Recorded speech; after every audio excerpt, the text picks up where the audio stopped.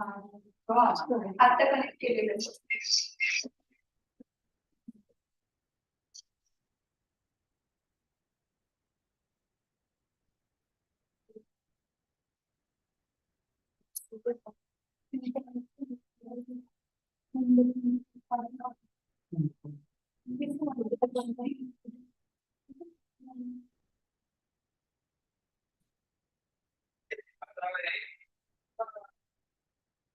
हो just pen drive search करतोय sir. खाली मोबाईल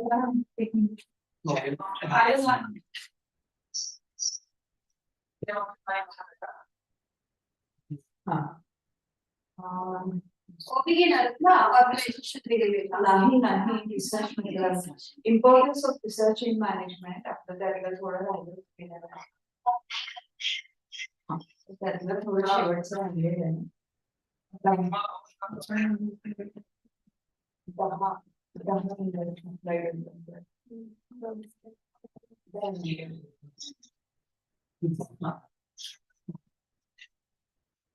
हो.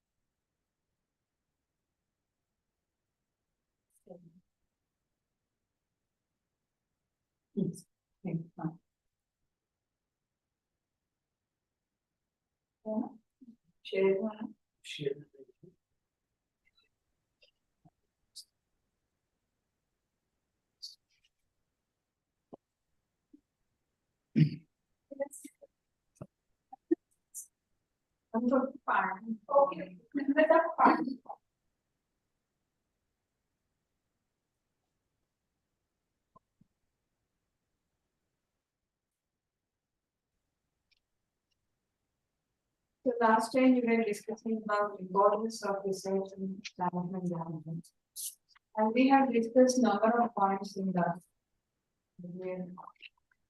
How the management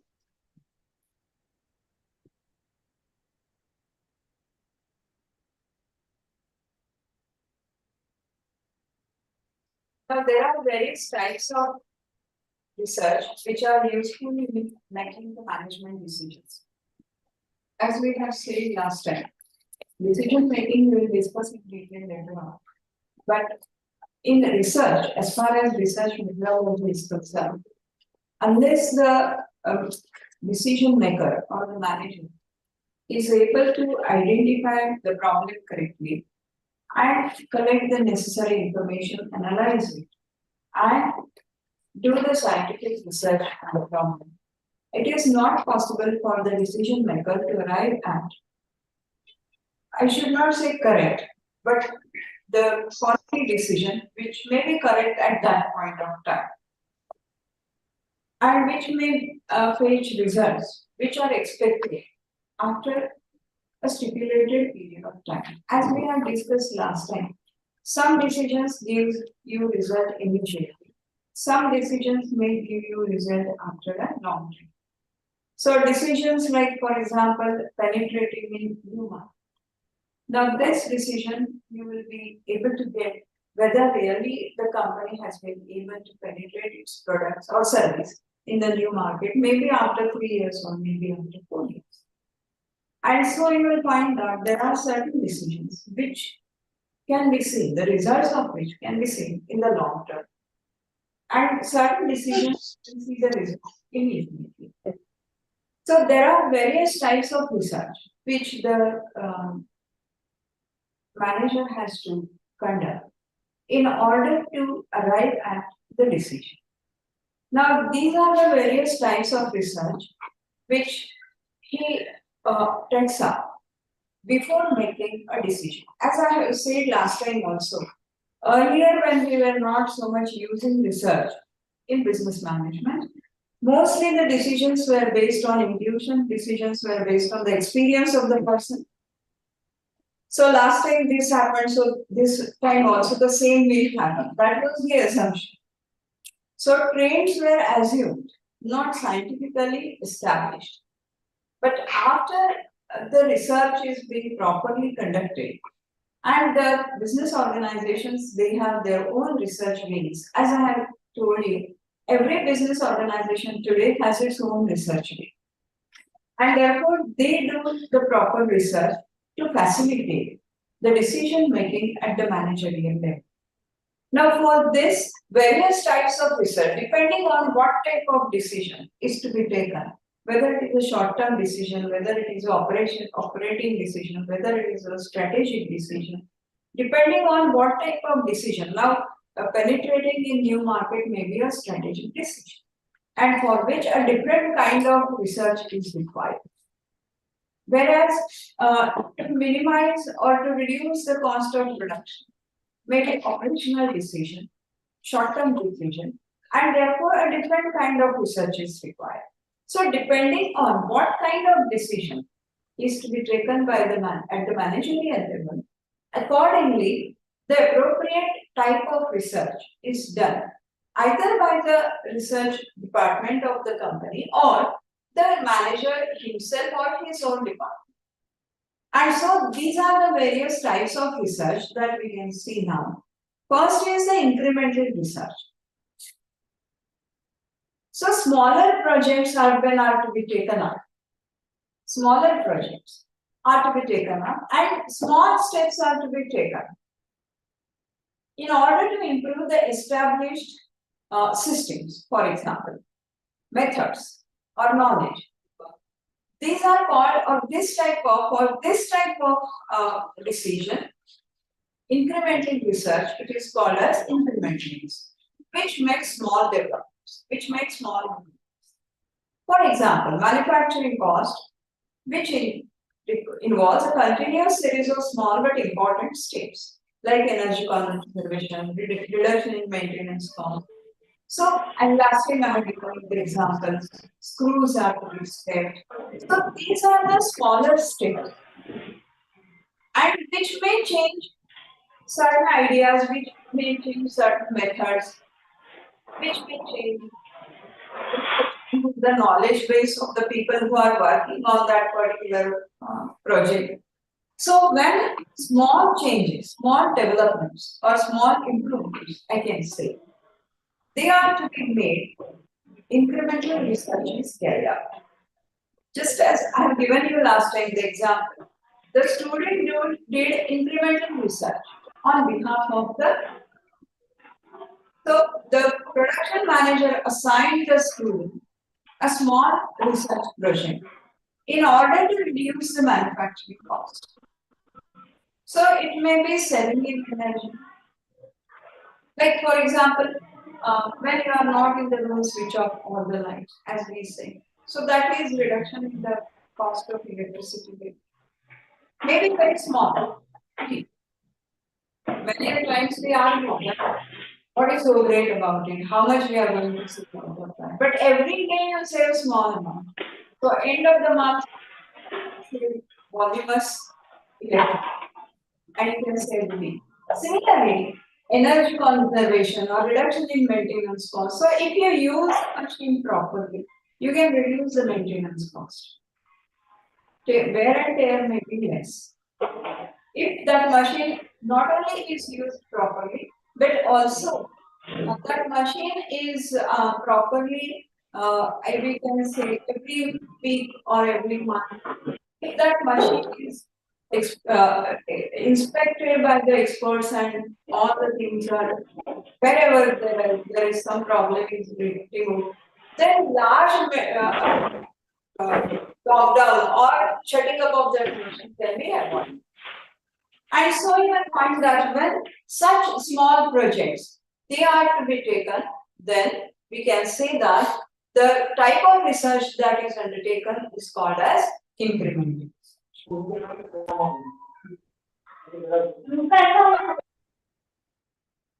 The second type of research which is carried out is called as radical research. Now, this is the discovery of the new knowledge. in order to use that particular knowledge for the commercial use.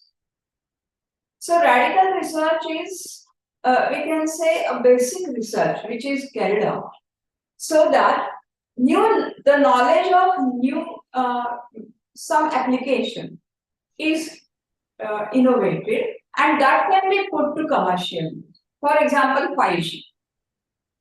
We use 5G, but a company must have done a lot of research, radical research, in order to innovate that 5G.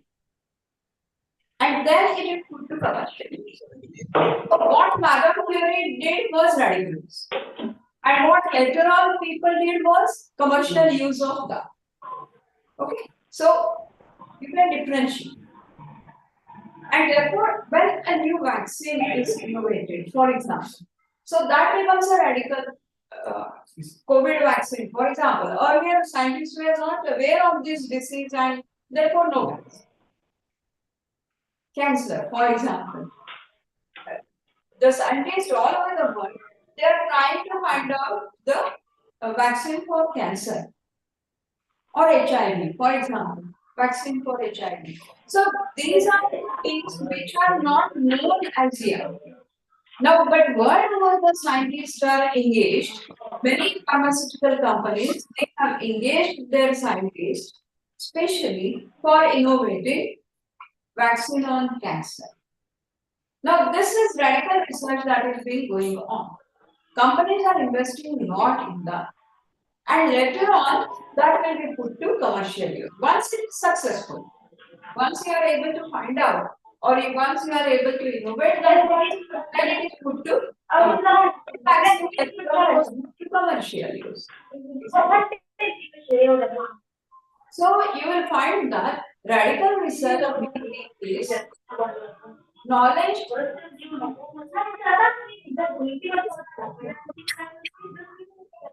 Please switch off your minds.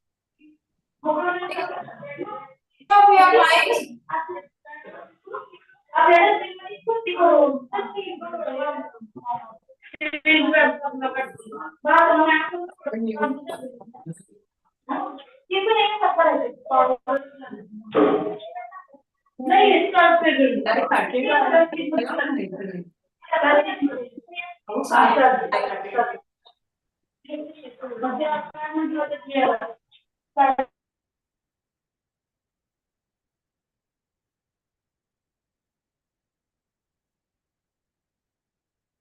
Now, fundamental research is more close to radical research because it is experimented and theoretical. Many times, theoretical work is also carried out. For example, what is Atma? Whether this concept is true. In ancient Indian literature, the reference is being made to Atma. Whether really Atma is there. Who knows? They say those rishis or in their literature, they have made a reference of Atma. We don't know whether they have experimented, how they come to know there is Atma. But today, nobody, scientific community does not accept this. You may accept it, but scientific community says there is no Atma. Why? Because there is no fundamental research carried out on that. There is no knowledge about it. There is no proof that here is Atma. I can show this is my hand. Can you show this is my Atma? No. And so you will find that this kind of theoretical work also or experimental work is fundamental research, which again contributes to new knowledge. Now, radical research is mostly used by many companies. And fundamental research is mostly used by academicians. The academicians are interested more in adding to the knowledge rather than the commercial use of. Many concepts are there which are not yet clear. All over the black holes, for example. What is black hole? He could not get Nobel Prize for that. Why? Because where is the proof? Scientific community says, show us where is the black hole. which you cannot show right now. Now, this is, but experiments are going on. Experiments are going on. So, this is fundamental. Targeted basic research. Technology oriented research work is known as targeted basic research. As I have given you the example. So, technology oriented. You have, for example, right now, painting of the vehicles is done by paint gun. Now, robots are doing. So, this is technological oriented research that was done by either by the company or by some other institution, and then they gave that technology to the relevant companies. And so this is the government or the industry, they closely collaborate because these are very big projects. Technology oriented research work requires a lot of investment in terms of all types of resources. And so maybe at times only government or only industry cannot afford it. And if it is in the interest of the national security or well-being of the people, then industry and government may collaborate and they may open up new technological fields. For example, when in India, America refused that we will not give you computer technology. So Rajiv Gandhi was the prime minister. So what he did, he called the experts from the field, like Raghunath Mashilkar, for example. So he called those experts from the field in India and he gave them the task that America has refused us to give this technology. Can we develop this within the country? And they did that. So technology was already there actually, but that transfer of technology was refused to us, and so we had to do it again. And so Raghunath Mashilkar and his team, they invented purely Indian computer. And that is how computer technology came to India. And so this was collaboration of industry experts and government. Only government could not do this. Neither only industry could do this because it required long time. It required a lot of resources. Pulling of all these resources requires collaboration between industry and government in order to start new technological. Okay, and therefore this kind of research, which is the research called as basic or targeted research, it is targeted because the main objective is to have new technology. Whatever we have, can we have the new technology? And so accordingly, the industry and the government may collaborate. Then applied research. What is the existing problem? Looking at the existing problem to find out the practical solution for that. As I have given you last time also the example. This is the point where traffic congestion is there. So the experts examine what can be the alternative solutions for this. So you can have alternate road for this. You can have signal there. If there is no signal, you can make a bypass for that. You can make a flyover for that. Now there can be many solutions. Now which solution is most acceptable? That is to be decided and that is to be examined, and this kind of research is called as applied. I have given you the example of Band-Aid last time. Band-Aid is applied research.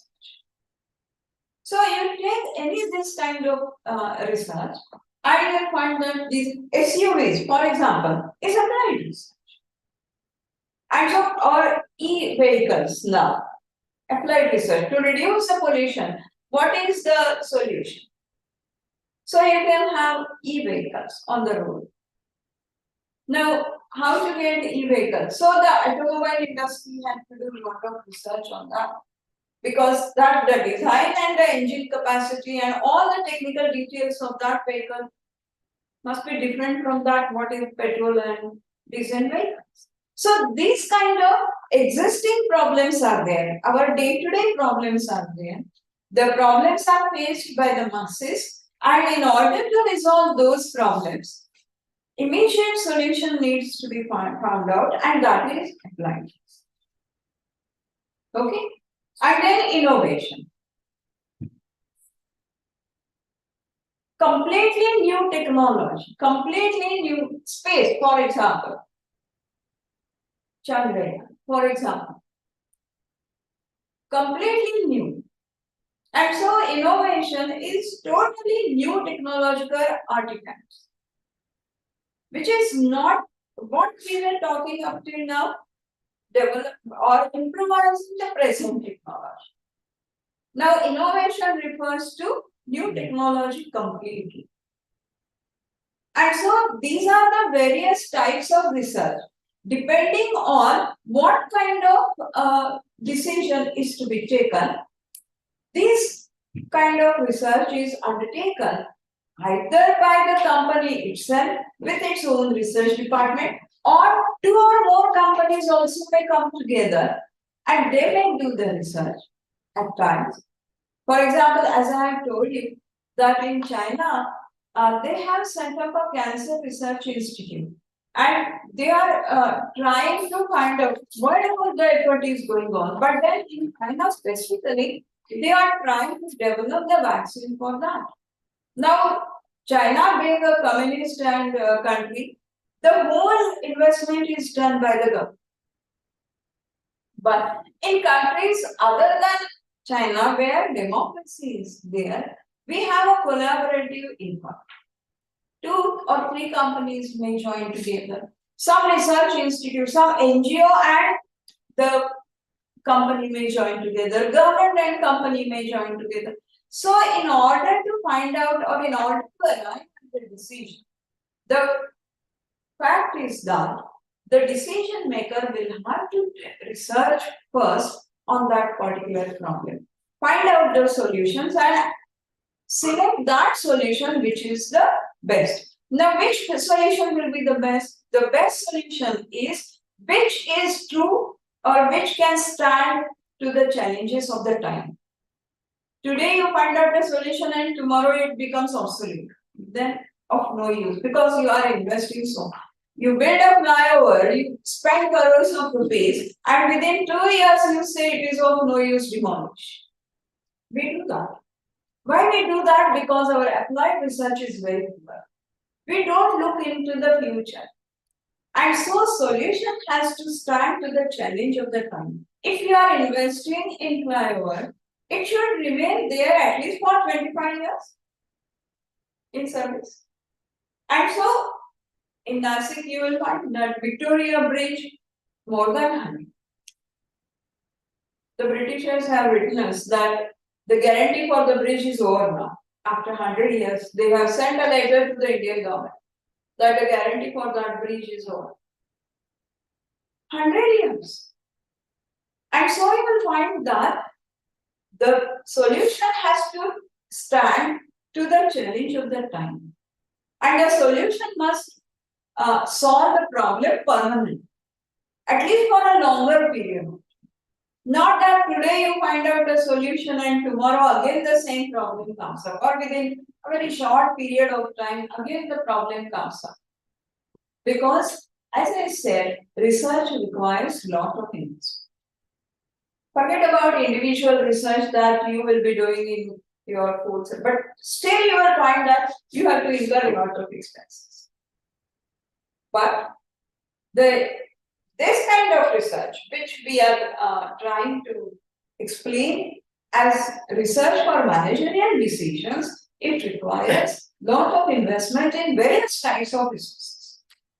And therefore, proper type of research needs to be selected, which type of research we have to conduct, how we will be conducting, and then how to arrive at the decision. And so these are the various types of researches that we can find. Now, what are the limitations of business research? We are advocating all the time that we have to have research done before you arrive at the decision. But there are certain limitations to business research. It is very expensive, as I was telling you. You have to invest not only money, but in manpower, you have to invest so much. In technology, you have to invest so much. Time, you have to invest so much. These kind of turnkey projects, they require 4 or 5 years before they start commissioning. And after commissioning, then they start giving you commercial results. So it is a long-term process. And so business research is very expensive. We say that COVID vaccine, we got the vaccine and all that. But how much the companies have spent on their research? It is so difficult. So it is expensive in terms of all types of businesses, manpower, time, money, and all the kinds of resources. It is expensive. It is time consuming. As I have said, research cannot be completed overnight. To develop one vaccine, companies take minimum 10 years. In COVID, it was emergency, and therefore they worked day and night, and within 1.5 years, they could give us the vaccine. But it was criticized by many scientists. But it is time consuming. Business research is time consuming. You have to have that research team. That research team conducts all those sample survey and all those things. It requires a lot of time. So can your decision stop till that decision is taken or that research is completed? That is a question. And so it is time consuming. Not an exact science. Even though you research a lot and you make a decision, there is no guarantee that your decision will be a right decision. Because by the time you implement the decision and by the time the project starts commissioning, your environment has completely changed. And so, maybe as I have given you a simple example, that after doing a lot of research, the student decides to go to study in Israel, and there is a war. So your decision may prove to be wrong. You are in a problem. Or Ukraine, thousands of students, they came back. And they are nowhere now. Neither the Indian government is ready to accommodate them, and they have gone. And so, even though you research a lot, it is not exact science. Because you have to make certain assumptions, because you take for granted certain things. And those assumptions, if they are not correct, or if they don't prove to be correct, then your research finding may also be wrong, and consequently your decision may also go wrong, or you may not get 100%. It may not be wrong, but you may not get the desired result. Then it does not give complete solution. It only assists in decision making. Even though we are saying that research has, but research cannot I should say, replace the experience and intuition of a person. Many a times, your research tells you something, and a person like Ratan Tata, for example, he has such a wide experience. And the intuition of such people is so strong. So, based on their experience, even though the research findings are there, he may say that this is not a correct or complete solution. And so it assists in decision making. But in addition to research, you have to apply your common sense also. Not that you have to get carried away by the figures, because there are many areas where the researcher may commit mistake. Inappropriate training to the researchers. So the researcher may not be trained properly in doing the scientific research. Then also the researcher may commit certain mistakes. Sample size may be less, for example, or wrong sampling may be there. For example, And so, in appropriate training, the researcher needs to be trained properly. For business research, it is very necessary that in India we lack in research. We are good imitators. If somebody in some country we research, but some companies, yes, they have their very strong research field. And so, what is important is to train the researchers. That is important. And so many good companies, they have their trainings for the research staff. How to do the scientific research. It may be vague. At times, the results of research may be vague, particularly when they are carried out on consumers. Because consumer behavior, you just cannot anticipate. Today, you give the questionnaire, you receive those questionnaires duly filled in. But it is not necessary that the answers which are given by the consumer are true for it. The consumer may change his behavior pattern or his likes and dislikes or his priorities after some time. Before you implement that idea into reality, the consumers have changed their priorities. Then what? So, at times, this is another limitation of research. Now, there are modern approaches to decision making. Model building, for example, there are many research models, mathematical analysis in order to reduce the ambiguity, in order to reduce the human error in research, for analysis of the data that is being collected, mathematical analysis or computer technology is used in today's scenario by the company. So most of the research work is done by the computers, or you have mathematical models for that. But again, as I said, behind that is math. Even though now AI, I don't know what difference it will make. But again, behind the computer, so whatever the researcher is feeding to the system will work on that and give you the result. But still, at least calculation. So in my days when I did PhD, there was no computer. So we have to do everything manually. Percentages, ratios, and everything we did manually. So there was every possibility that there will be human error. But now that error can be reduced. Okay.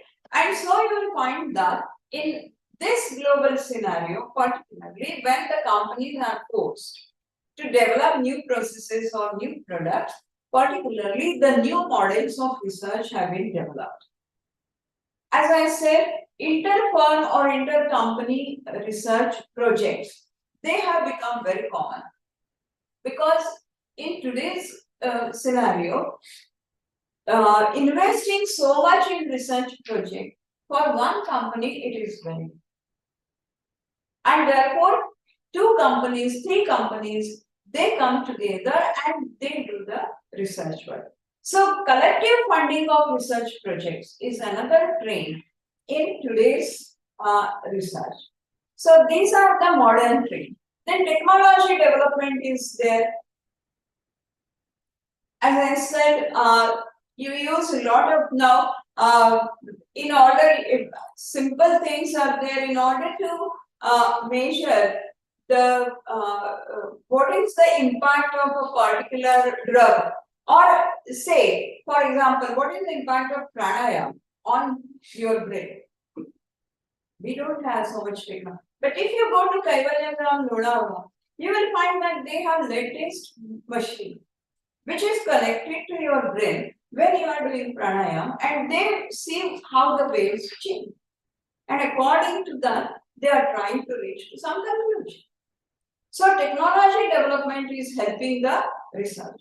Then models, as I have said, behavioral science, particularly lot of research is being carried out in behavioral science.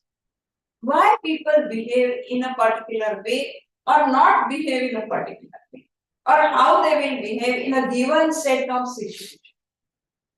You know, in 1983, I don't know whether you have seen this or not, but 83 when we won the World Cup first time, Kapil Dev team. So that time, what was the problem? In this country, lot of riots were going on everywhere. Lot of riots were going on. Now, how to stop these riots was a problem. Why people behaved like this was a issue before the government. And when Indira Gandhi entered her office, she saw that one of the ministers, he was having that time television just had started. All were not having television sets. Black and white television was there, but very few people were having black and white television as well.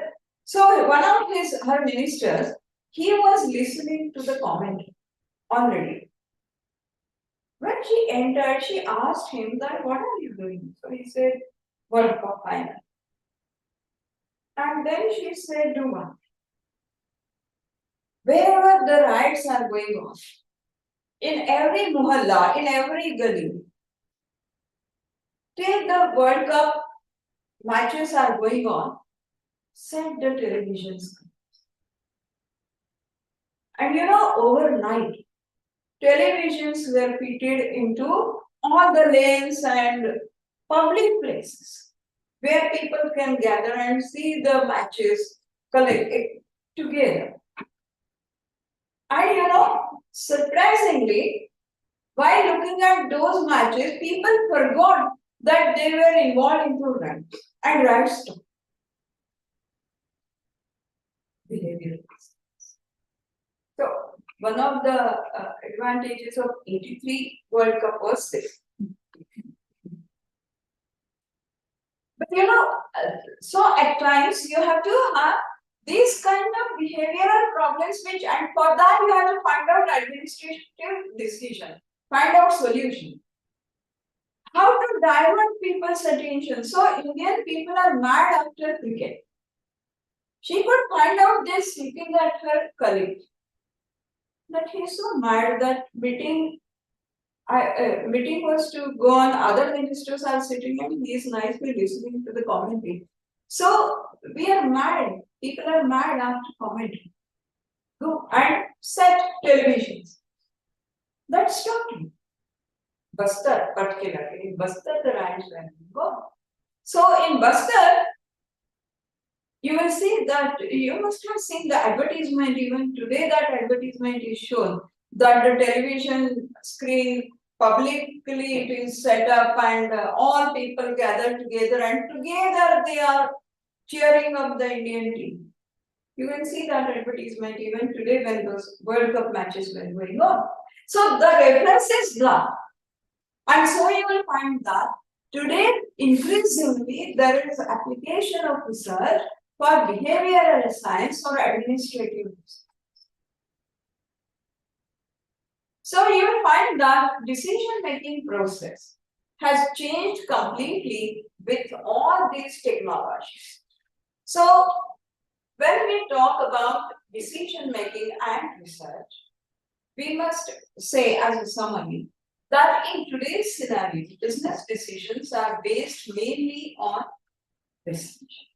Rather than 100%, yes, 10%, 15%, it may be experience and intuition.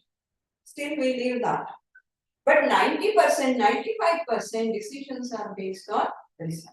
And the various types of research that those are being conducted by the companies or they collaborate with other companies. But research, scientific research is carried out and based on that, the decisions are taken.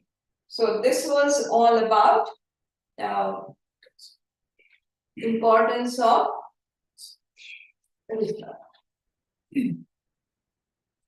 Now, to close this.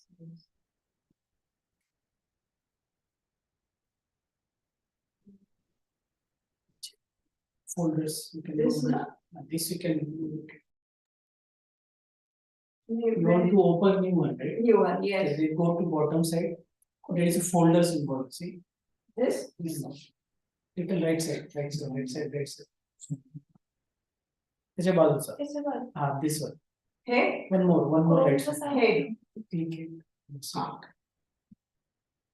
It is okay. Okay. No, man.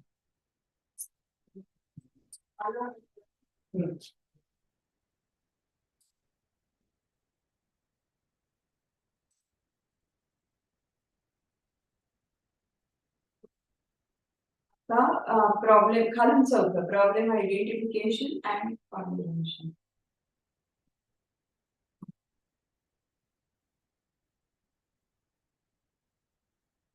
There.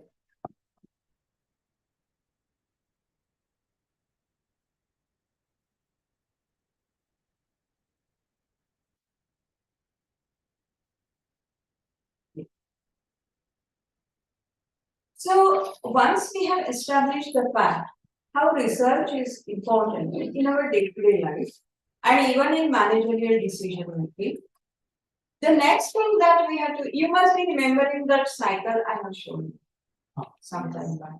Now, the important point in the, research is first identifying the problem and formulating the decision statement or research statement, as we say. So, identification of the research problem is the main crux of the entire research process. In fact, you can say that if the researcher is able to identify the problem correctly, 50% of the task is done. You must be, I don't know whether you go to some Ayurvedic doctor or even allopathy doctor. And if they put their fingers on your nerve and if they are able to diagnose this, you know what they are doing? They are putting their fingers, they are not putting their fingers anywhere on your hand, but they're right now. Similarly, if the research has to get you the desired result, you must be able to identify the problem correctly. Are you able to put the finger on the right nerve? That is the question to be asked. And therefore, problem identification and formulation becomes the crucial part of the entire research process. So you will find that the research can be conducted only properly only when the problem is identified accurately. So when, for example, when now you will be in your fourth semester, when you will be doing your project work, are you able to identify the problem correctly? On which problem you will do your research work? Similarly, in an organization also, identification of the problem, like for example, the manufacturing cost is increasing. Whether the production manager is able to identify the problem correctly. The cost is increasing, but why? Why the cost is increasing? And so, identification of the problem correctly is important. Now, as I said that why the flyovers are to be demolished? Because the problem was not identified correctly.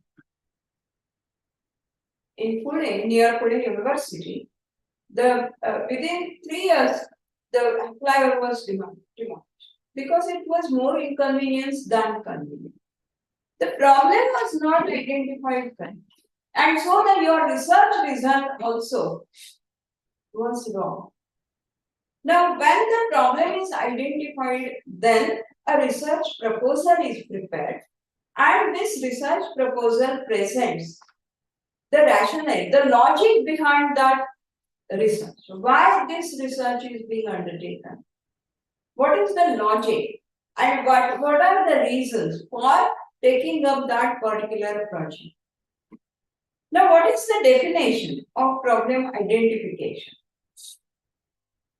So, identification of research problem means sense of awareness of a prevalent social problem, social phenomena, or concept that is worth studying because it requires to be investigated to understand it. So, when there is some social problem, when there is some technological problem, or when there is any such problem faced by the business organization or by the government, as I can put it, climate change, for example, now is a problem. Social also, uh, to some extent, political also. So we are facing that problem. The new concept is climate change. Now, this is the problem. Now, why this problem is being identified by many of the researchers and why the research is going on, and still people are not able to go through it. The reason is that the people, the countries, the political parties, all of them, they are suffering from the, I should say, the effects of this climate change. Why in November there is rain here? We never experience rain in November. But in our agriculture, the farmers, next year, they will have to make a decision that which type of crop they should have in this, because if this continues, and if the research shows that next year also similar kind of rain will be there, then so you need to have a research. So you will find that this problem identification. Why there are more cyclones? Earlier we never experienced so many cyclones in Hind Mahasagar or Bengal Upasagar. We never experienced these many cyclones.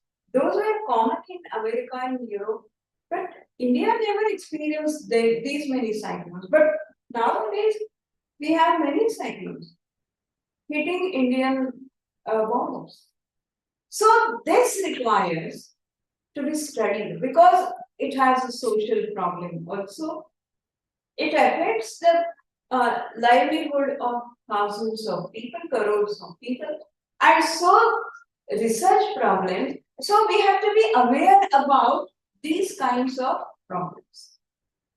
These are new problems which are being faced by us. And so you will find that the government appointed how to preserve the jungles, for example. We are cutting all the jungles and the problems we are facing now. You have tigers coming to your balcony. So you will find that this needs to be investigated properly. Now the researcher identifies such a problem through his observation, knowledge, wisdom, and skill. Now there are many researchers who do the research on their own. There are many researchers in government. For example, Maharashtra government identified the problem of climate change and they appointed Madhav Gadgil committee to study the Western Ghat, particularly from where the monsoon enters the Maharashtrian region. So they appointed a committee of Madhav Gadgil expert from the field. So maybe, and this is through observation, that the monsoon frequency or the type of monsoon has changed. Pattern of monsoon has changed. Why? And so that Western Ghat study was to be carried out, and therefore Dr. Madhav Gadgil committee was appointed. What government did with that Madhav Gadgil report is alive. But this is how the problem identification is done. As I have given you the example of bandit, that was out of observation. That my wife is cutting her fingers every day with knife. So this was observation by the person, and he started researching and he got that bandit. So maybe observation, maybe knowledge, maybe wisdom, maybe the skills, technology. For example, you are using a particular worker is using a particular machine maybe 30, 40 years. So he makes some improvement in that machine. He makes research and he makes some improvement in that machine. And so you will find that the researcher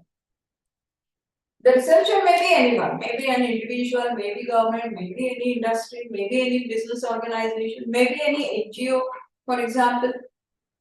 So,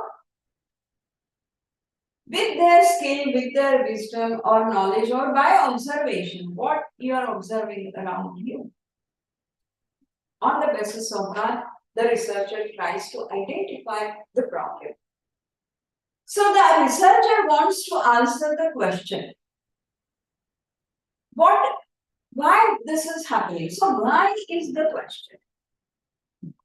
He has to challenge the present system or present knowledge or present method. The researcher is challenging the present method, the present knowledge.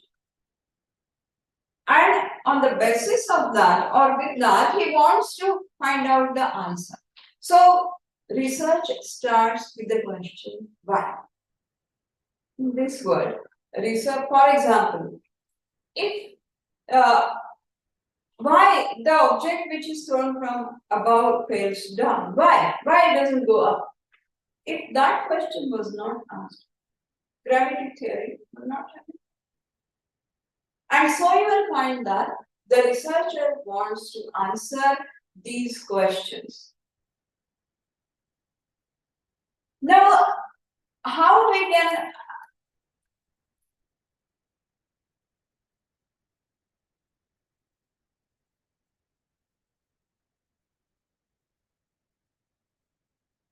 Now, how to identify the research problem?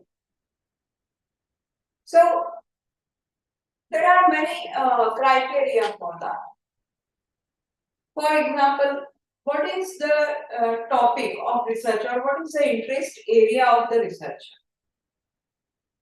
If it is a vaccine manufacturing company, like Serum Institute, for example, so they are more interested in developing vaccines for diseases. So they have to identify for which diseases at present there is no vaccine. Likewise, they have developed, or the various institutes have developed many vaccines. So that was their area of interest, or that was the research field that they were having. What is the research field? Vaccine. Area of interest? Developing new vaccines. Topic of research? Which disease is such for which there is no vaccine, but it is, we can say that it is deadly disease. It takes the life of the person.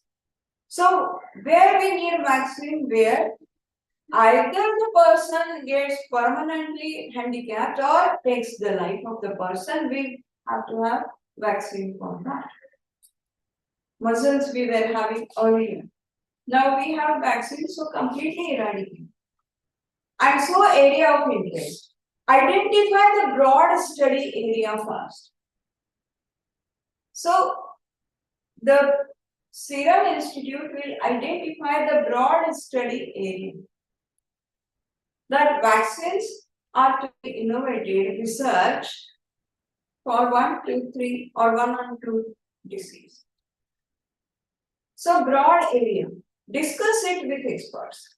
Now in your case, when you will be doing your research projects, you will have to decide what is your area of interest. You are so many. What is your area of interest? So you are interested in HR or OP, or you are interested in marketing. So your area of interest will be marketing. Research field will be in marketing. You are interested in what? There are many areas in marketing. Brand building is there. Consumer behavior is there. Pricing strategy is there. So, what will be your research field? And what is the broad area of the study? So, your broad area of the study will be marketing, and in that, consumer or pricing, for example, pricing strategy. discuss it with the experts. What the Vaccine Institute will do? They will get into touch with the experts all over the world who are manufacturing vaccines and will try to find out whether they have done some research in this area. Why this is important? Because it's like a research. See, when we take up the research like this on this kind of areas, it's like a relay race, In relay race, what if the battle is given to another person, that person takes the battle till the next person again handed over. So research is also like a relay race in these kinds of things. The experts may be sitting in Europe, and the experts sitting in India may ask that what advancement you have done, what research you have done in innovating vaccine for cancer. You have come up to what level? And from there, Indian scientists will start. Because the earlier research is already being done. And so, talking to experts is important. Then mark up your interest, as I said, study the research question properly. Set out your objective. What is the objective of this research? So, after conducting this research, are you going to add to the present knowledge that is available in that particular field? Or you will be having a totally new knowledge, or you will improve the present systems, those are there, or you will have a completely new system. So, what is the objective? Set out your objective. Now, you may be having vaccine on a particular disease already there, but you find that vaccine has some side effects on some people. So, our objective is to set out those limitations or those side effects and improvise the existing vaccine so that it becomes more effective. And so, it may be effective for 2 years right now. The company may say that our objective is to improvise this vaccine so that it will be lifelong vaccine, one dose lifelong. Maybe. And so, what is the objective? Assess your objective. Is it possible? Lifelong one vaccine. So, whether this is possible, assess the feasibility of that. Check back with the experts that this is our objective, and presently the research is going on in this way. Whether we can achieve those objectives of that particular research. Now, from where you get the research problem? Your personal experience, as I have given you the example, practical experience. While the person is working, as I said, he is working on a particular machine, say for 30 long years. So he has that practical experience, and then he improvises that machine. Critical appraisal of literature, particularly theoretical or library research, as they call it. For that, critical appraisal of the literature is there. Then business problems. Look at the organizations. Look at the business organ. As I have given you the example, if the government policy says that e-vehicles will be encouraged, then the business has the profit. So there is, say for example, the government says that excise duty on e-vehicles is reduced by 20% or by 10%. So the business has a problem now because their diesel and petrol vehicles, they pay more excise duty. And so these are the business problems. Then technology changes. When for the first time the bank started using computers, a complete technological change was there, and otherwise they were doing it on simple typewriters, for example. So typewriters were replaced by computers. Now, lot of it. So in that you can have lot of research problems given. Some research problems may be related to the people working in the bank. Start. So switching over from typewriter to computer, a big change for them. Are they able to grasp that change? What is their reaction to that? So there is behavioral and organizational behavior problem you can see. This change has also made changes in the customers using banking services. Earlier we were unaware about ATMs, for example, or online banking, for example. For the customers, online banking is a big technological change. There is a problem. Can senior citizens use it? How, whether the frauds will increase with the online banking system? Whether scams will increase? So there are many hidden research problems in that which can be studied. Offshoots of other researchers. Some researcher has already done some research, but he has his own limitations, maybe time, maybe resources, and therefore he leaves the certain unanswered questions for the next level of research. These can be the research problems. So, Madame Curie researched, found innovative, or she could give readily. But the further, now that was her basic research, and offshoots of that research were many other researches. How to use that radium, multiple applications. Consultation with experts. So, in order to identify the research problem, the researcher can also consult with the experts in the field.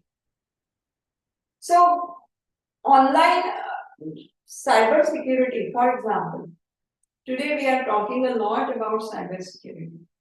Now, if you have to identify a research problem in cyber security area, you can talk to the concerned experts.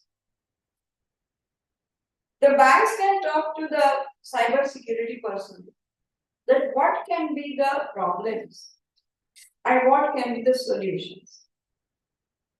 So you'll find that these kind of changes or this kind of problems which are faced by the business organizations or by the individual researcher, they can consult with the experts. Discussion with peers and scholars. So even the peer group discussion is important, brainstorming as we can call it. So even the peer group discussions, you can identify the problem. Now suppose a branch of a bank is in Nasik and another branch is in Bihar.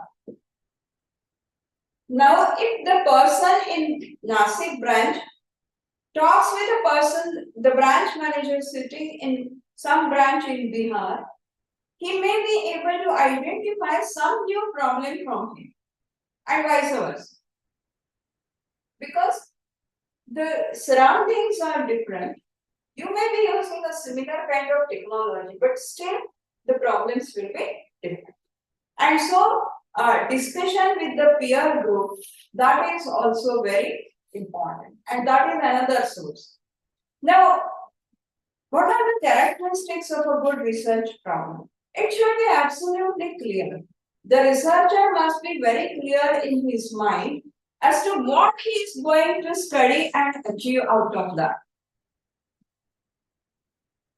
For that, we will come to that point next. But your problem statement must be very clear. The use of words, what words you are using for that particular research problem, that is important. So the problem should be clear in the mind of the researcher and it should get reflected in his research proposal.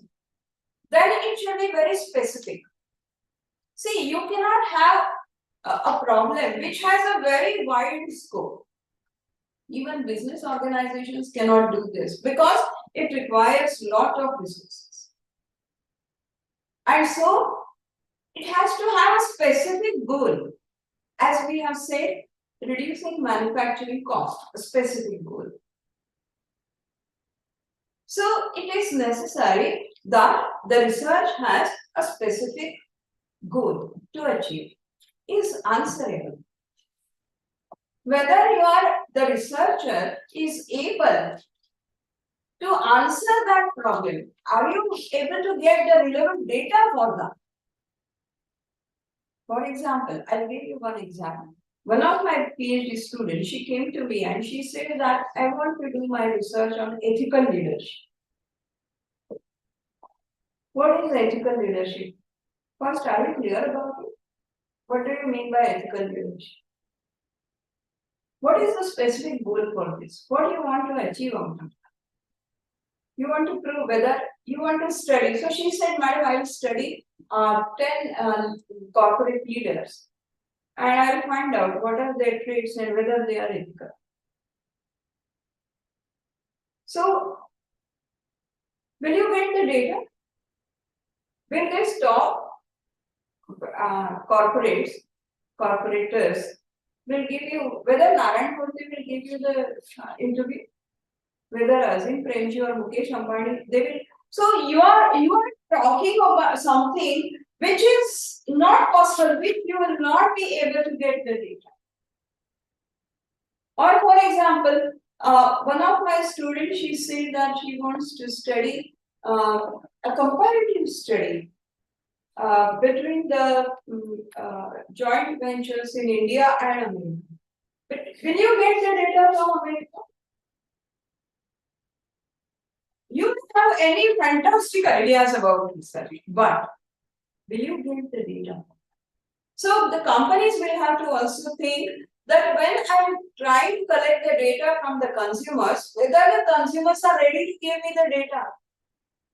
How you are going to, if you mail thousands of questionnaire, if you mail 1,000 questionnaire, how many consumers will reply to that? And it should be relevant. Is it relevant to the present time? Or in the near future? So the research problem has to be relevant in the sense that it should get connected with some social problem or social phenomena like that. And so when you are identifying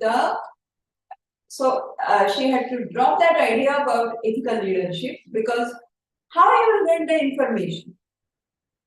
And so this kind of what I can say, abstract ideas, if you have in your research problem, then you are not very clear, neither you are very specific, nor you will get the data for this.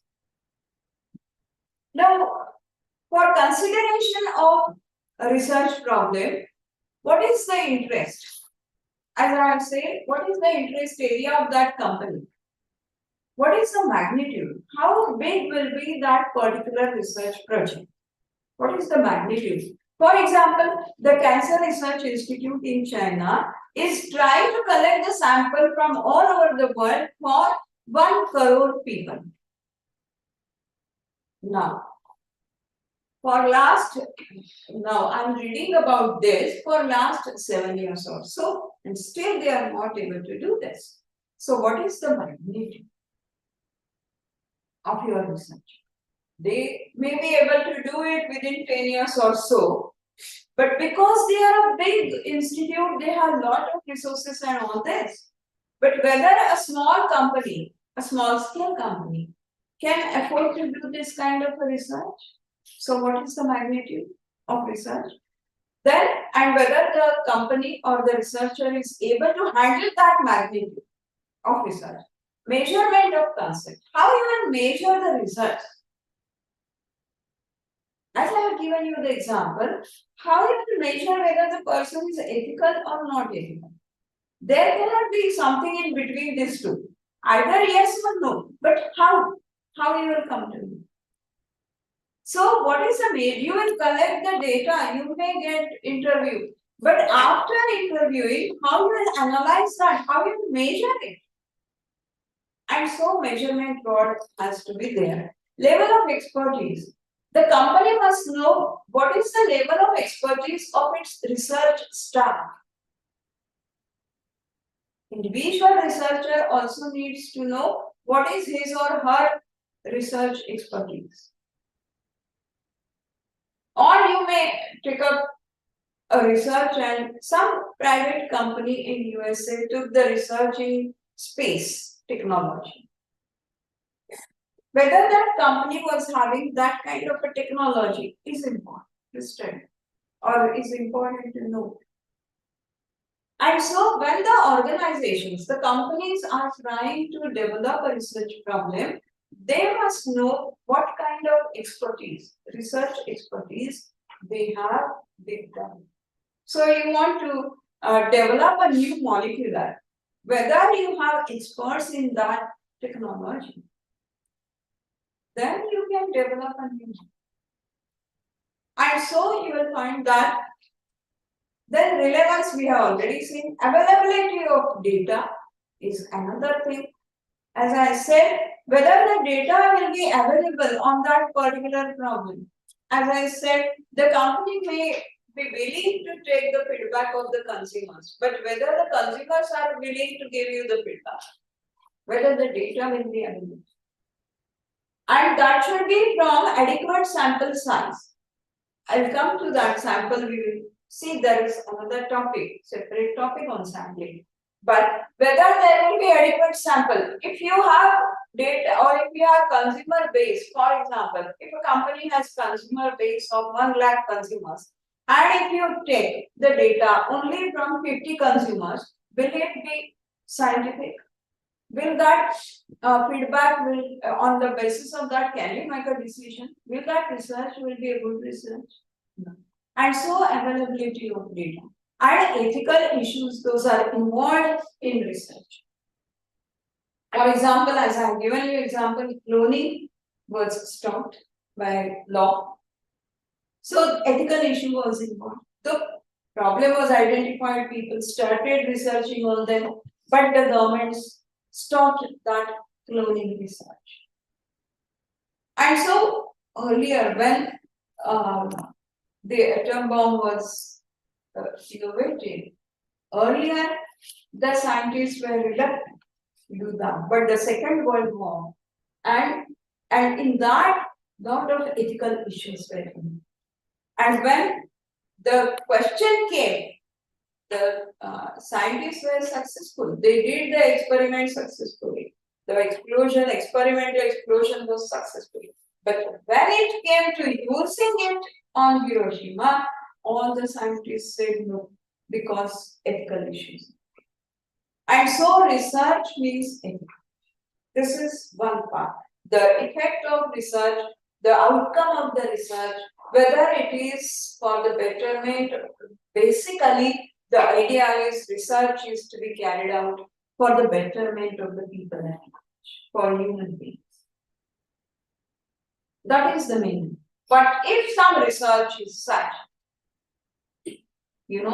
Alfred Nobel, have you read about him? The first person who invented explosives.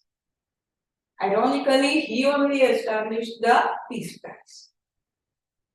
And when he was innovating on that, he burned his fingers, he burned his house, everything happened. So a lot of trouble he had while inventing those explosives. He had one friend of his, and she was a social worker. And she was a good friend of Alfred Nobel, but she stopped talking to him, saying that you are involved in non-ethical problems. He said that no, but this will be useful in mining, this will be explosives will be useful in or in having tunnels and all those things. So she said no. Once these explosives are there, you cannot stop it using against humans. So once it is commercial use, you will not stop, and ultimately the scientists innovated atom bomb out of that. So ethical issues, and she stopped talking to him and she said, no way, because you are an unethical person. You are earning a lot of money out of that. You are selling all the technology, all your innovation to anyone in the world. And therefore, you are highly unethical researcher. And so I don't want to talk.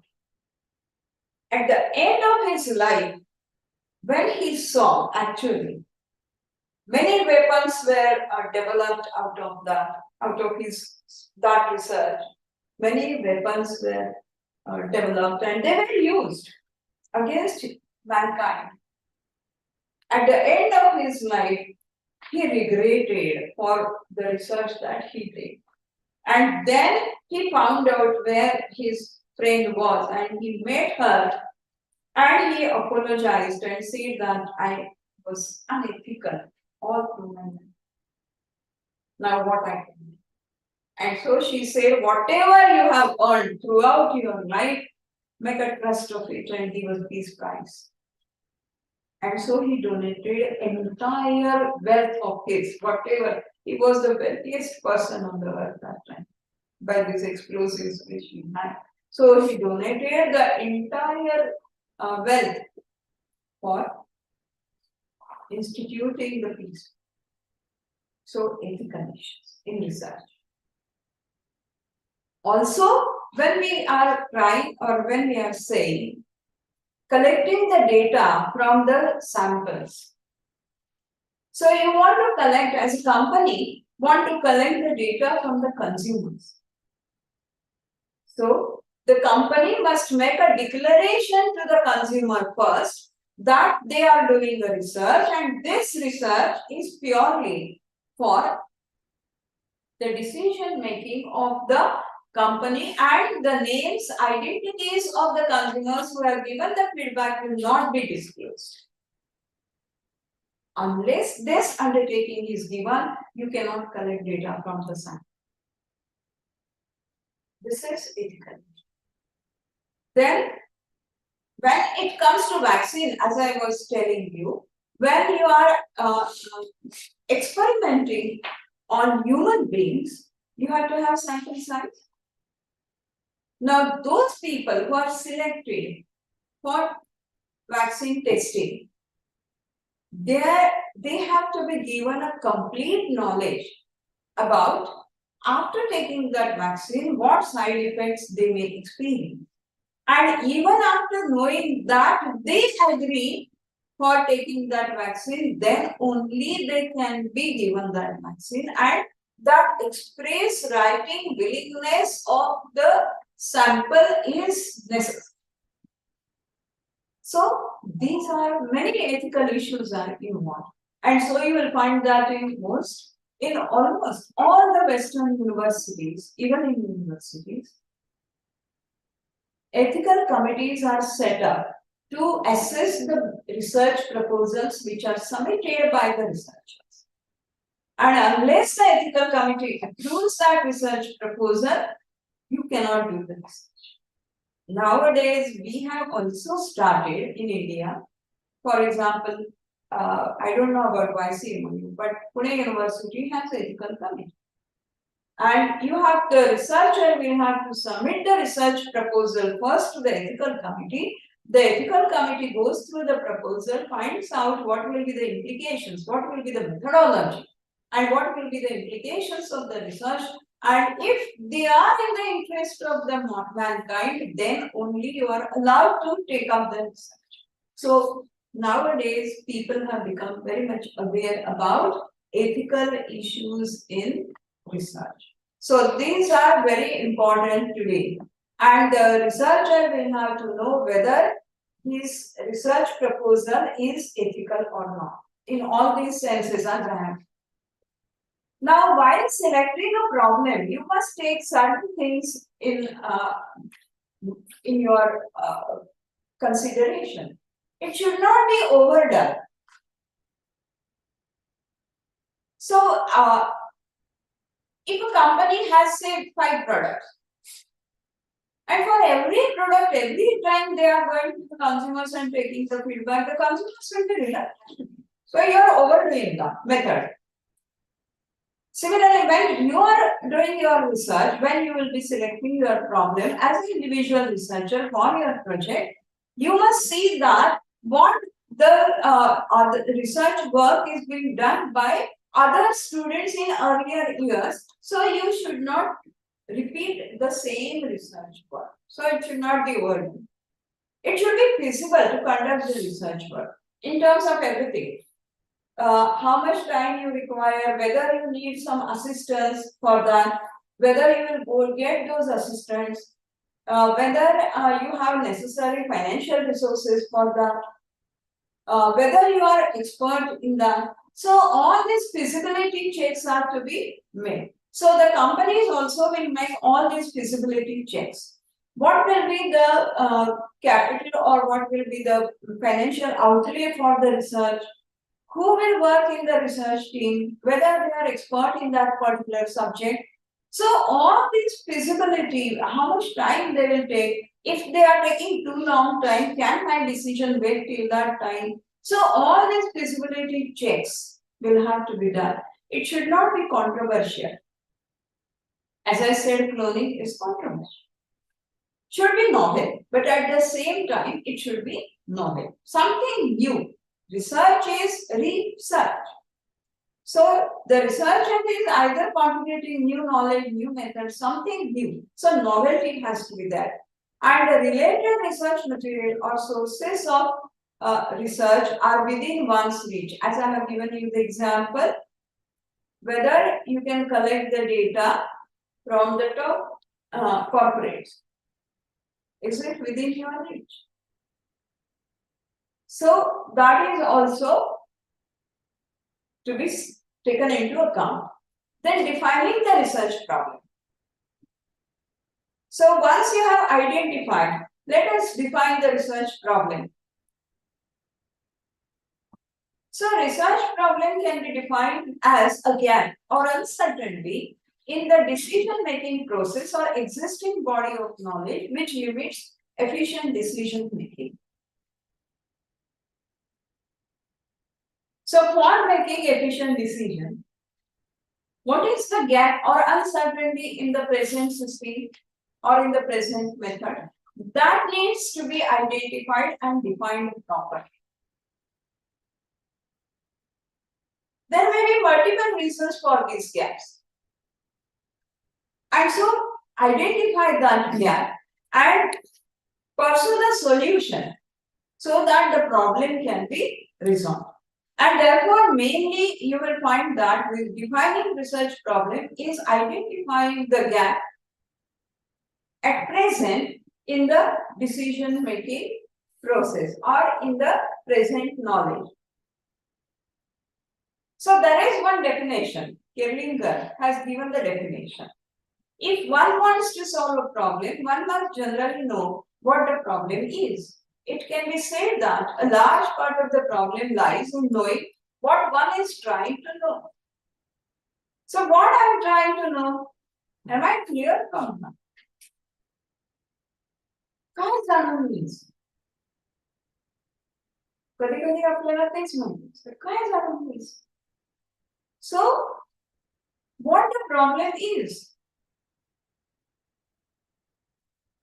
See, all this can be applied even in your own house. Suppose a child is getting less marks in one subject. What is the problem? Otherwise, he is scoring well in other subjects. But one subject, any one subject, he is scoring less, and therefore his total percentage is coming down. Why? Year after year. So this is also a research problem for the parents or for the teachers, even for the teacher. Or as a class, the teacher may find that in the class, 80% of the students, they fall sick quite often and they remain absent. Why? What one is trying to know? Why there is so much of absenteeism of workers in the production department, for example? Why? And so knowing this is and that is what is problem. Now problem may be simple or complex. Simple problems are easy to comprehend, easy to know. Their components are easy to know. And you can identify the relationship between the cause and the effect. I have given you the example. Yesterday I ate something, today my stomach is upset. Simple. Similarly, in a business organization also, simple problems will be there. And at the same time, there may be complex problems. Complex problems talk about interrelationship between antecedents and subsequently with the consequential component. So many components are involved in that. As I have given you the example, maybe why workers remain absent. This may become a complex problem because there are many interrelationships involved in that. Habit of the customer, habit of the workers, workplace environment, supervision, stress on the work in the workplace. So there can be any number of reasons for this. Just you will say all workers are lazy. Can you say like that? No. So laziness and worker absenteeism. You only take two variables, and you try to establish a relationship between these two. But absenteeism of the workers is not such a simple problem. It has many facets, and therefore it becomes a complex problem. So you will find that sometimes the relationship might be further impacted by moderating effect of external variables as well. So maybe the many workers would like to leave the company. They want to join another company. So in a group with the workers may be leaving. So there are outside factors also, and therefore you will find that these kind of problems, they will be there. Now, what is the problem identification process? When the decision maker identifies or finds some difficulty in making the decision, and there is a dilemma whether I should do this or that is the starting point. Confused. The problem, I can see the problem, but I'm unable to make the decision in this given situation. And I'm in two minds. So that is the starting point of identifying the problem. So the decision maker should ask himself or herself, what I want to do, what I want to achieve ultimately. Sometimes this might be related to actual and immediate difficulty faced by the manager. This is applied research. Or gaps experienced in the existing body of knowledge. So it may be immediate problem, as we have seen in applied research, for example. Immediate problem, as we have seen, increasing manufacturing cost, worker absenteeism. So these kinds of problems, or the decision maker is unable to make a decision whether I should set up a new plan or I should take over the plan already exists. So there is a gap because there is unless he is able to identify that gap, why I am unable to make a decision, he will not be able to identify the real problem. So the broad decision problem has to be narrowed down to the information-oriented problem, which focuses on the data or information required to arrive at some meaningful conclusion. So if you want to arrive at some meaningful conclusion, first narrow down the problem. As I have given you, first you decide I'll do my project in marketing. Broad area. Then marketing, you narrow it down. So you say, I will do it in consumer behavior. One step, narrow down. In consumer behavior, I will study reaction of the consumer to the pricing of the product. Narrow down. Then again, you study the consumers all over India. So what you again narrow down? I will study the reactions of the consumers to the high prices of the product in Maharashtra. So you are narrowed down. Again, Maharashtra becomes too big. So you again narrow down and you say only in 2 districts. So you select 2 districts. So from where you started? Market. Where you have come? 2 districts. What we have done? Okay. So this is how the problem identification process works. So what are the steps in problem identification process? Management decision problem. As I have said first, the identification process starts with the problem that the decision maker faces in making a decision. So you have 5 products and you want to know the feedback of the consumers for the 5 products. But you cannot do it simultaneously for all 5 products. So you have to prioritize which product I should select first. Decision maker's problem. Okay. So how this is first step. Discussion with the subject expert. So what the research wing will do? They will consult with the concerned marketing department head and also with some outside, maybe some outside agency which provides research assistance, which do research in marketing. So discussion with the outside experts or experts within the company to get the right perspective of the problem. Then, who are these individuals? These individuals are experts in the field. Then, review of existing literature, whether other companies have done this kind of research. So, if that research is available somewhere, maybe on the public domain, maybe with the research wing of that particular company. So this kind of literature, if it is available, study that literature. And then organizational analysis.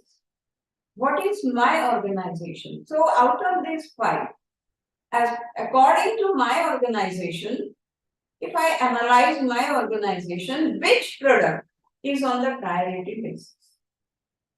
Accordingly, selection is done. So, mainly the organization. What kind of problems the organizations are facing, that is the main source of problem. And then quality survey. What is done is that a pilot survey is done first.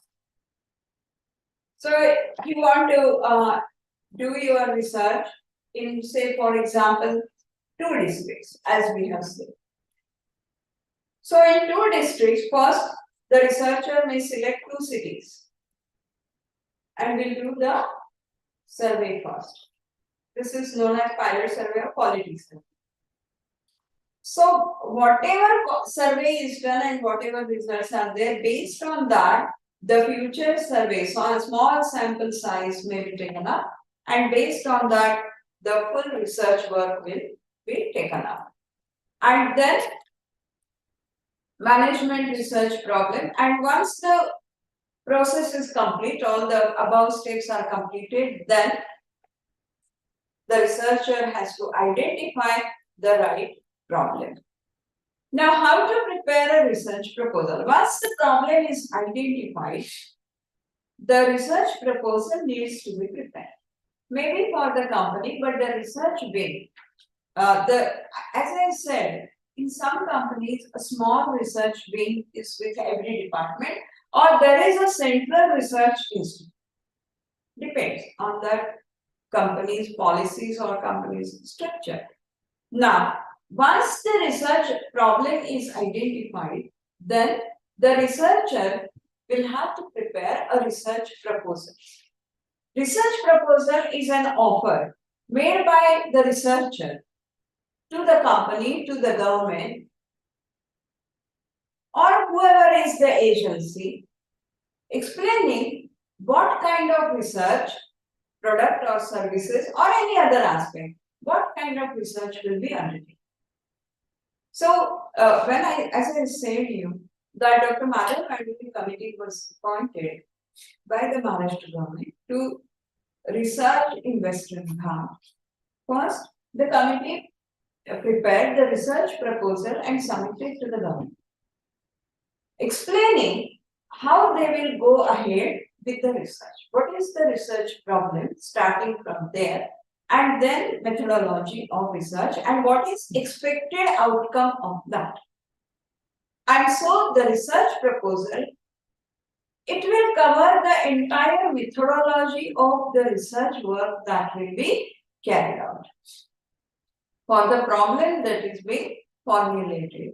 So research proposal basically is an offer, is a written statement explaining how the researcher will go ahead with the research problem identified. So what is the structure, how this is prepared? First is executive summary, in which the purpose of the research is given. Why this research is taken up? What is the purpose? What is the objective of that research? Then problem details. What problem is identified?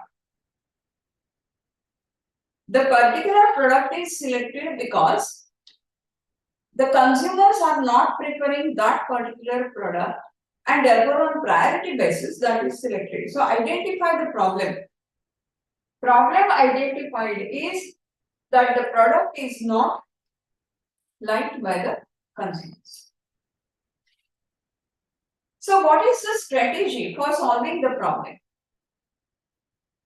How the research will be carried out to know the reason why consumers are not responding as the company expected to that particular product. So what will be the methodology for dealing with this research problem? And then what kind of resources are required? So the researcher will require a lot of resources. The company will have to allocate funds first of all. The company will have to assign some people with the researcher to do this. The company will have to make available some technology help to the researcher. So what kind of resources are required? So third point will be explaining all this. Then the fourth point in the research proposal will be details of research design. Research design means what will be the sample size? You have said 2 districts. How many consumers will be approached? How many consumers' feedback will be taken? What is the sample size? 10,000 consumers? 50,000 consumers? What will be the sample size? And what will be the design of the sample? Whether the consumers will be male, female, both, age group, urban, rural, literate, illiterate. This is all sample design. So in Nasik district, if you say Nasik district, you have rural areas, you have urban areas as well. So who is your sample? So first sample number.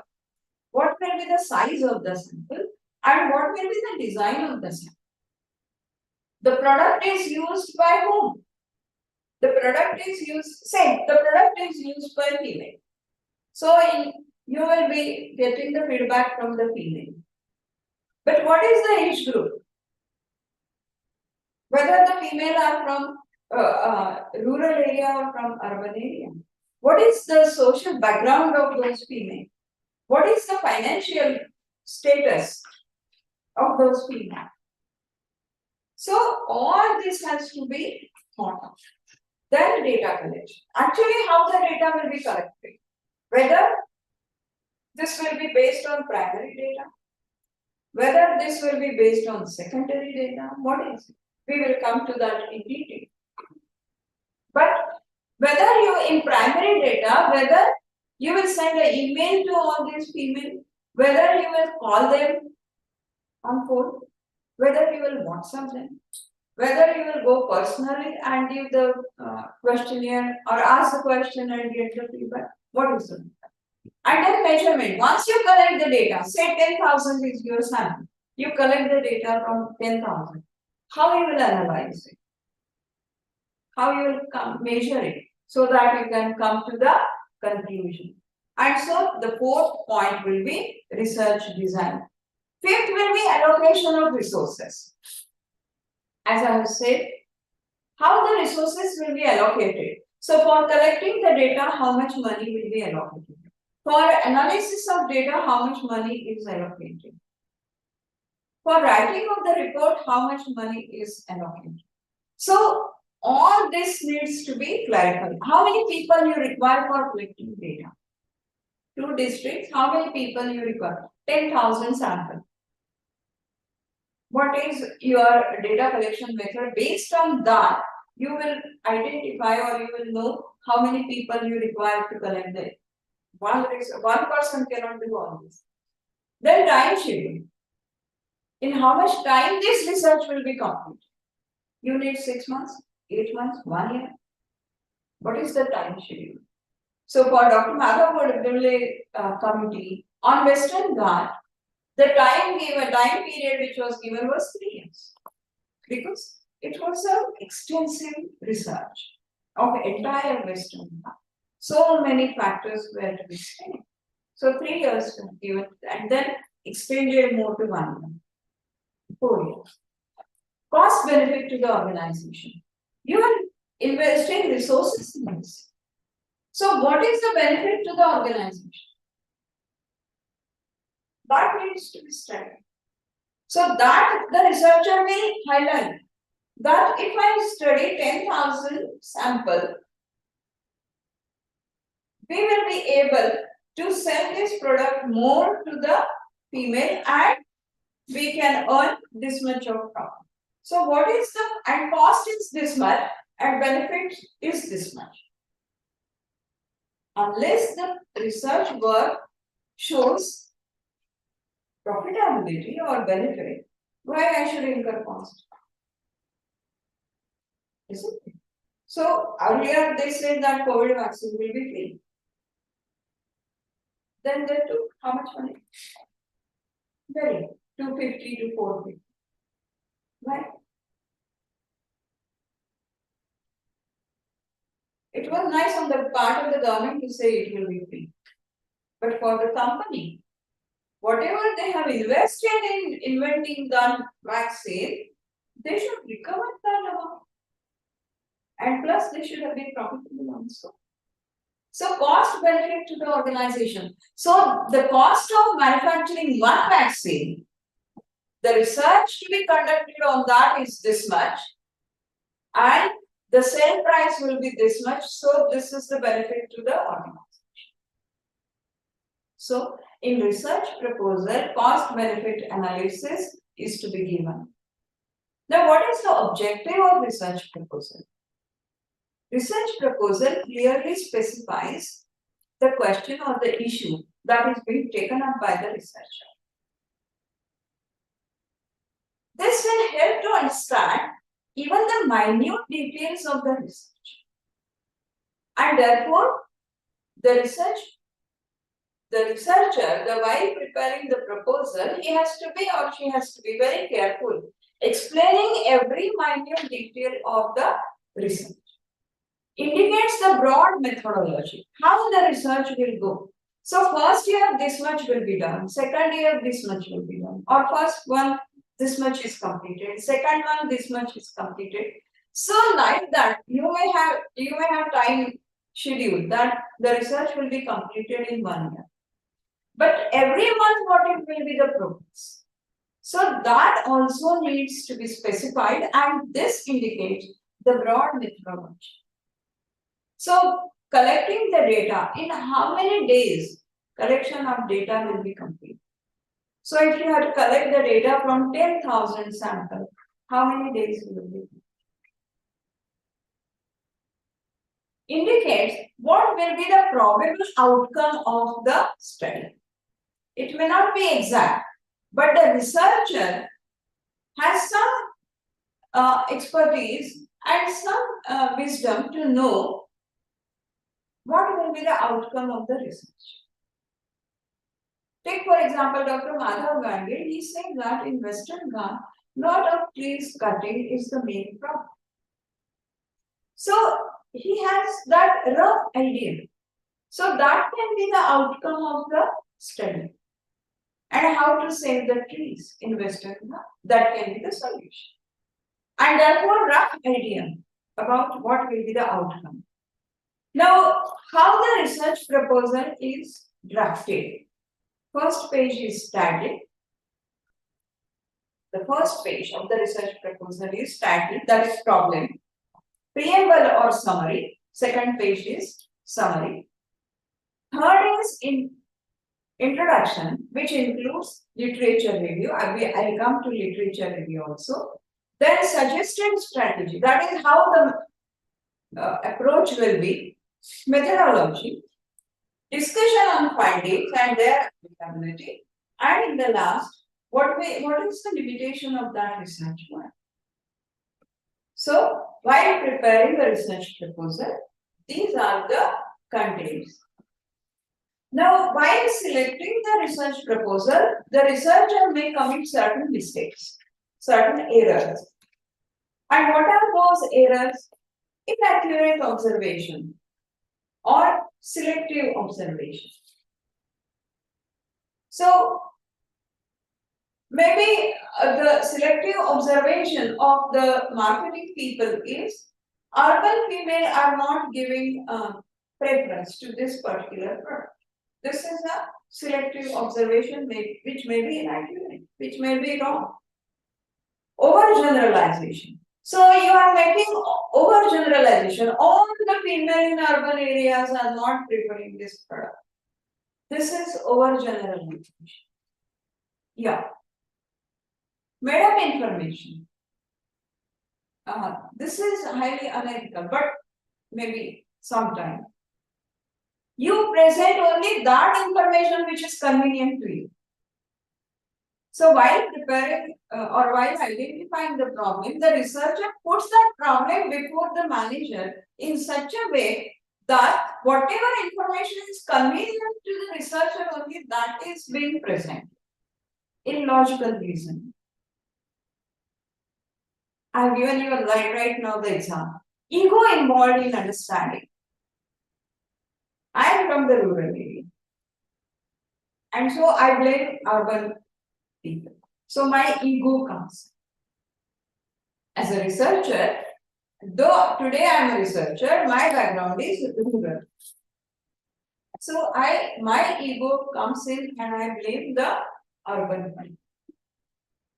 Premature closure of inquiry. At times, the researcher gives up. While identifying the problem, he has to collect lot of information.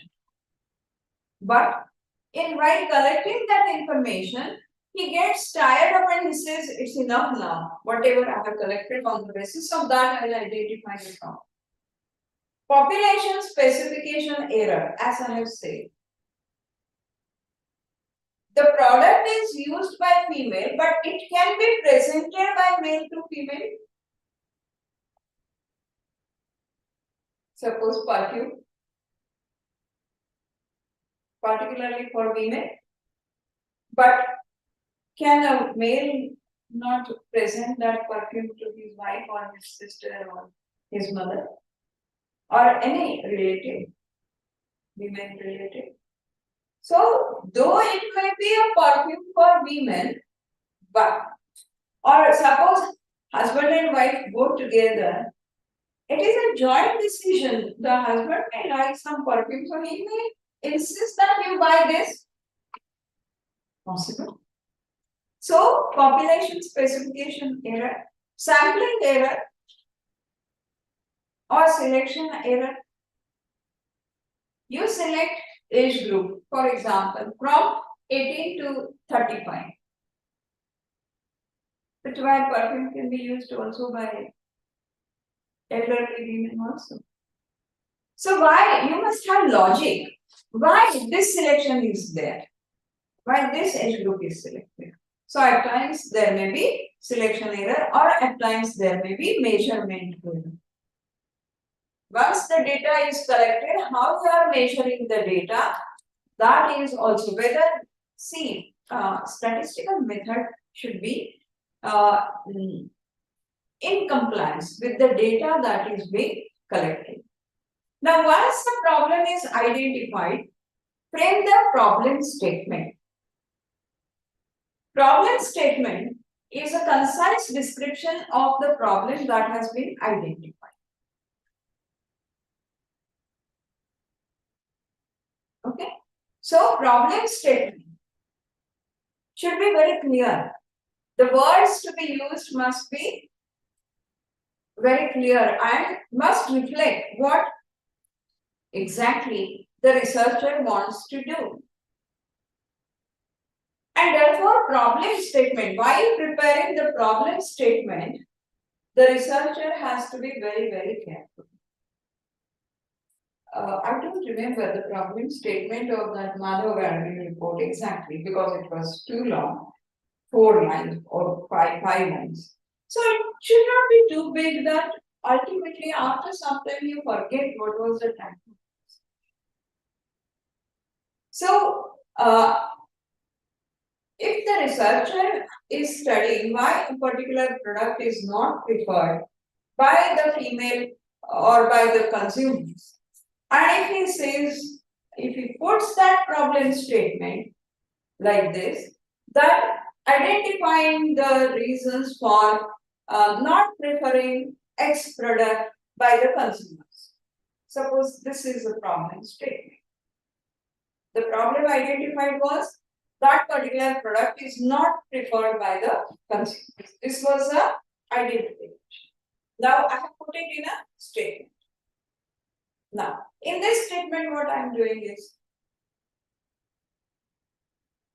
to study the reasons for not preferring X product by the consumers. I made this statement. Now, in this statement, I'm not making it clear who are the consumers. By the consumers. I'm saying by the consumers. But who are the consumers? Am I not making the problem statement is, so if I read this particular statement as a third person, I'll ask the question, who are your customers for this particular product? So you must specify, consumers becomes very general. So to study the problems or to study the reasons why women consumers are not preferring X product. Now, again, women consumers is a broad statement, is a broad concept. Who are these women consumers? Rural or urban? I'm narrowing it down. So, why? To study the reasons why urban women consumers in the age group of 15 or 18 to 35 are not preferring product X. So, from problem identification, I have come to the problem statement. Understood the difference? What I am making the difference? So, this is problem statement. Leave aside all this theory because I have given you the example. Now, what is literature review? This is very important. Literature review. You know, before undertaking any kind of research, what is important is to read a lot. You must be reading a lot. The students who used to come to me for, in those days, you know, there was no entrance exam or nothing was there when I started. I got my research guide approval in 1998. So that time, research in business management was very rare and very few students, they did the research.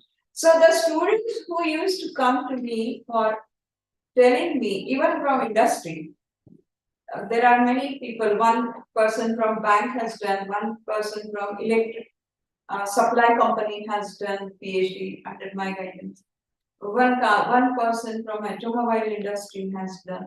So when they used to come to me, I would ask them that first for 6 months, whatever subject is in your mind, read on that subject for 6 months. And after 6 months, still if you feel that you have some question in your mind, problem in your mind, and still if you feel that yes, you want to do research, then we will discuss about the problem. But so literature review, once you identify, before identifying the problem also, and after identifying the problem, the researcher will have to do lot of literature review. Because many, and see, nowadays it is very easy because you get everything on it. When I did my research that time, it was not like that. So I had to sit in National Institute of Bank Management for 1 month to study literature. Because books were not easily available, journals were not easily available, and therefore you will find that for literature review, the accessibility to the literature is important. Unfortunately, in India, we don't have these kind of libraries. Unfortunately. You know, I went to Singapore just for 7 days. I was there for 7 days. I was alone in Singapore. My daughter has gone for her own work. And I was alone in Singapore. And from my hotel, just walking distance, there was a big library of the Singapore government. 10-story building library. So one day I decided that today I'll spend a whole day in the library. But I was not knowing that whether they will allow me because I was a visitor. I had Indian passport. So I went to but then I said, let me go and ask at least. If they say no, it's okay. Then see whatever to be done. But go. So I went there. I went on the reception counter. I told that lady that I want to sit in the library, go through the books. And this is my, I'm an Indian passport holder and I'm a visitor to Singapore. So she said, no problem.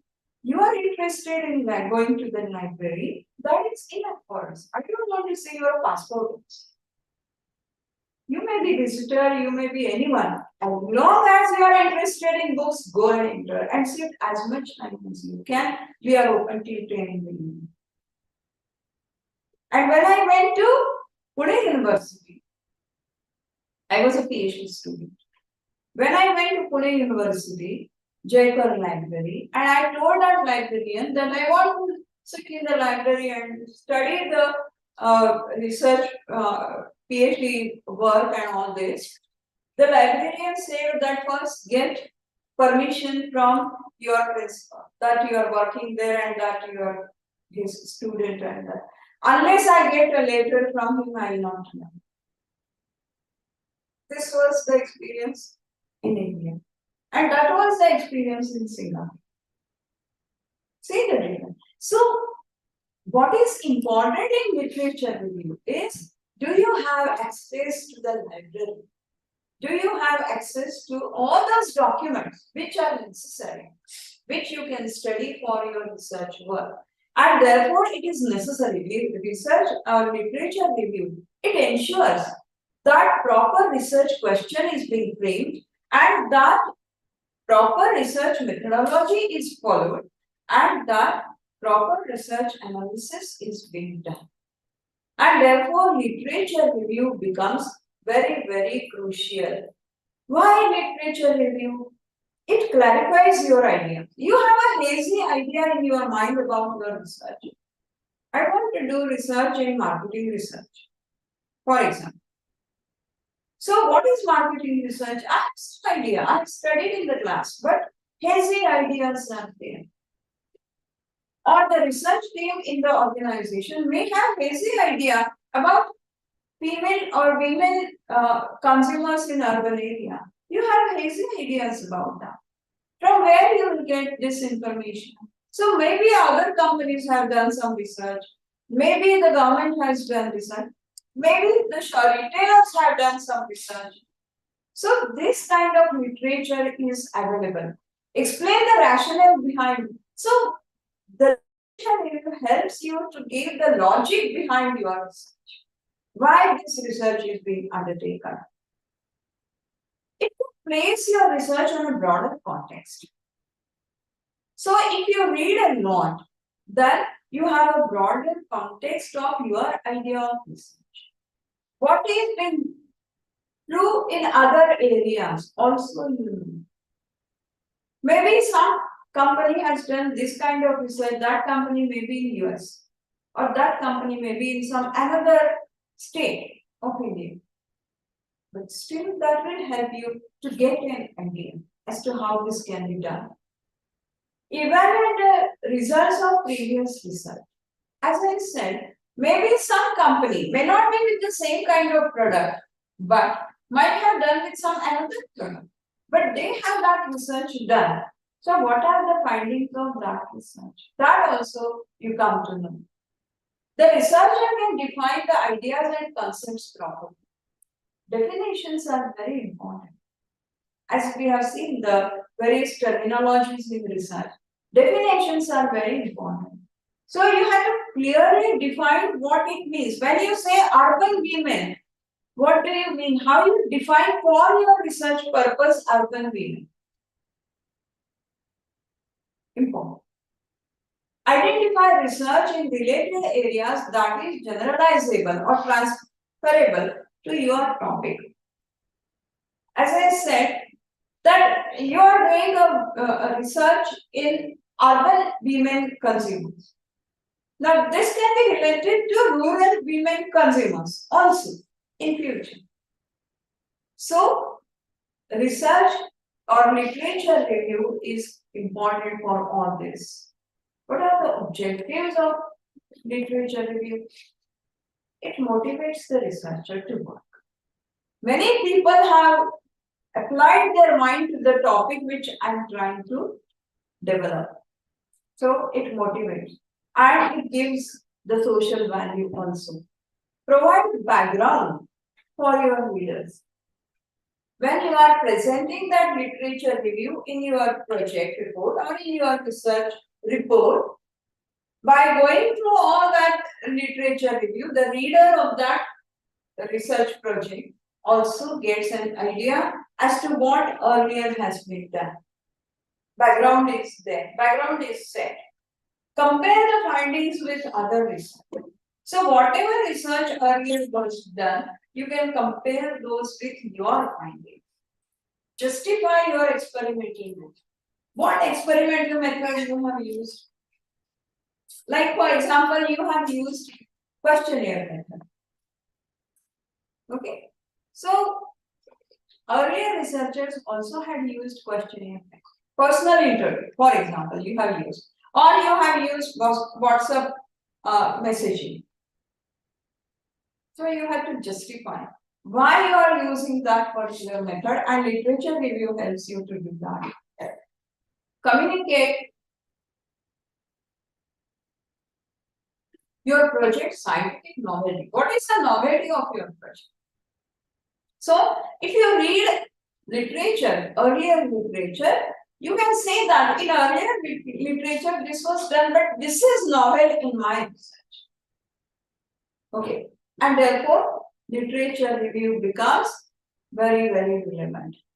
So this is about, and the goals, again, as I said, objectives and goals are the same. Importance. Again, the same, justifies the research and sets up the research question. Theoretical framework is being developed. For every research, you must have theoretical framework. Helps to adopt more appropriate methodology for the research. You can assess. Earlier researchers have used, for example, earlier researchers have used WhatsApp messaging as a method for collecting the data.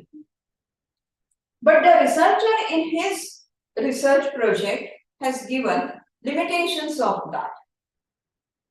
And one of the limitations was that not many respondents respond to WhatsApp message.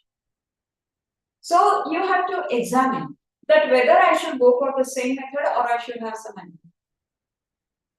Okay. So earlier research, if you look at that, This will help you to examine your methodology. And so, literature review becomes crucial. Now, what is the bottom line of all this discussion? The bottom line of this discussion is in your fourth semester, if you have to do the project, will start right now. Start reading right now. Which area you want to do your project? As I said, I want to do project in HR. Human resource management. I want to do project in human resource management, which in there are so many. So this is very vague. I want to do research in human resource. What is human resource management? What you will do? Then from human resource you select training. Okay. What is training? So training means to what do you mean by training? So which company, which level, what kind of training? It may be leadership training, it may be cognitive training, it may be on the job training, production workers training. It may be any kind of, it may be cybersecurity training. It may be even health awareness training to the people of the organization. So training means what? Narrow down. So for this, you will have to read a minute. So you must be very clear about the concept of HRM first, training first, and then as I have told you, so many training things. So every you must be knowing very well. And then from that you select one.